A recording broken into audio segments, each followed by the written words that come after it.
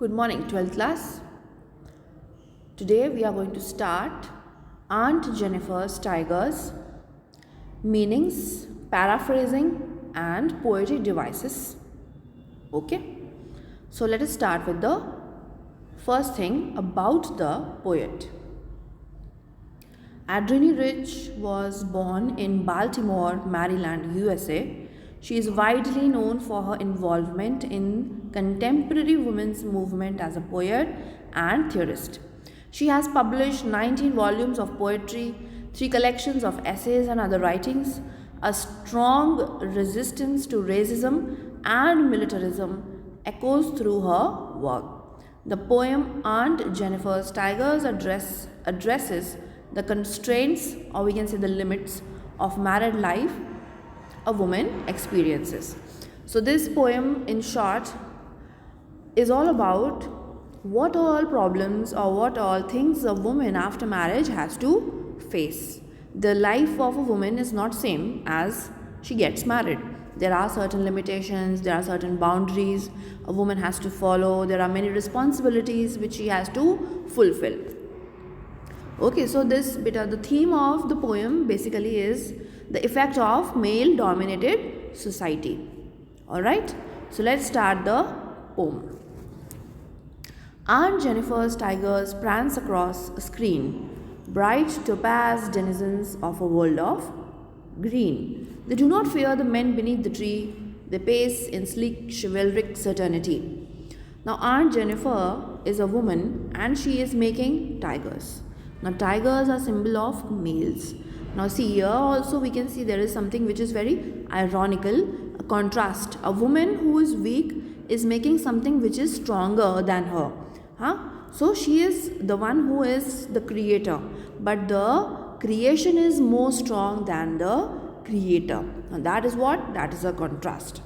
Aunt Jennifer's tigers are prancing. Prancing, they are moving. They are moving with royalty, with majesty, okay, as if they own the place across a screen. Now screen word here refers to the cloth on which the embroidery is done by Aunt Jennifer. Okay, bright topaz denizens of a world of green. They are easily noticeable because of the color of the tiger's body. Okay, they are the comparison is like we can say the color of a tiger is considered to be bright as topaz. So here the poet has used metaphor. Bright topaz denizens. Denizens, we can say the people who live at a particular place, inhabitants.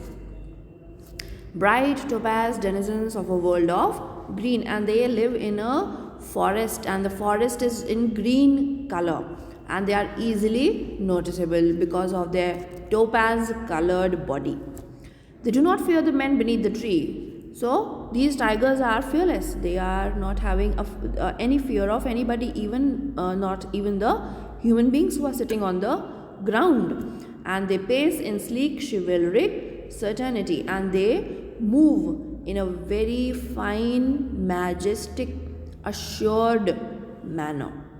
Okay, so here I have given you word to word meaning of the first stanza.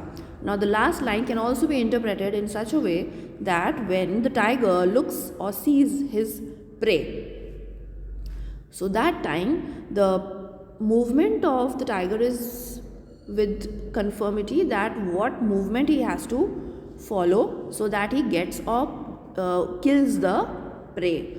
So the pace before, as he looks at the prey and he has to go till that prey, so the tiger has to be very slow, and then suddenly the pace increases as soon as he has the opportunity to attack. So that shows, that also can be interpreted from the last line. Second stanza. Aunt Jennifer's fingers fluttering through her wool find even the ivory needle hard to pull. Aunt Jennifer's fingers are fluttering. Why? Because she is, we can say in this stanza, overburdened with the responsibilities of her married life. So Aunt Jennifer's fingers are very much fluttering because she has been exhausted with the day-to-day work. She wants to do this work, but she has no energy left in her body. So Aunt Jennifer's fingers are what? Fluttering through her wool, and that is how the ivory needle is not coming out of the cloth. So it is, she has to put a lot of strength for that, and she finds it very tough for the needle to come out of the cloth. The massive weight of Uncle's wedding band sits heavily upon Aunt Jennifer's hand. The massive weight of Uncle's wedding band. Here we have hyperbole, exaggeration. Okay, if you are climbing 10 stairs, so, and instead of feeling that you have just climbed 10 stairs, you get exhausted badly, and then you say, I climbed thousands of stairs. So that is what you are doing. You are exaggerating. आप बढ़ा चढ़ा के बात को बता रहे हो. So you are exaggerating anything. So here also the wedding band, which was given to Aunt Jennifer by her husband on the wedding day, was not so heavy. But what makes that band heavy? The responsibilities, the constraints, the limitations, all these things which are there in Aunt Jennifer's life now. Okay, so that weight is not letting her sit in a very relaxed manner. She is not able to relax. She is tensed. She is having fear in her mind. And that weight, that responsibility, those chains which have limited her movement, now that is something which is permanent in Aunt Jennifer's life. So the massive weight of Uncle's wedding band sits heavily upon Aunt Jennifer's hand. When Aunt is dead, her terrified hands will lie, still ringed with ordeals she was mastered by. The tigers in the panel that she made will go on prancing, proud and unafraid. Now, what is happening here? The poet is saying that the aunt really wants to get rid of all these limitations, the boundaries and responsibilities, and she also wants to be like as free as the tigers she is making. Okay, but the poet says that Aunt Jennifer, you cannot get freedom in your life, in your lifetime. You are going to be free only when you are dead. You are going to be free from all these problems, constraints, limitations, boundaries, chains, responsibilities only when you are dead, after you are dead. Okay, so that is what the poet is saying. When Aunt is dead, her terrified hands will lie still ringed with ordeals she was mastered by.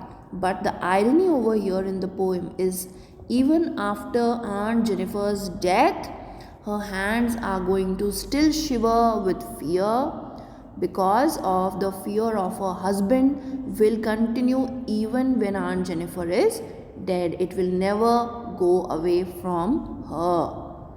Okay, even after Aunt Jennifer's death, the fear of the uncle or her husband will continue, and her hands will always shiver due to the terror, fear of her husband, and she has to obey all the orders which are given by her husband.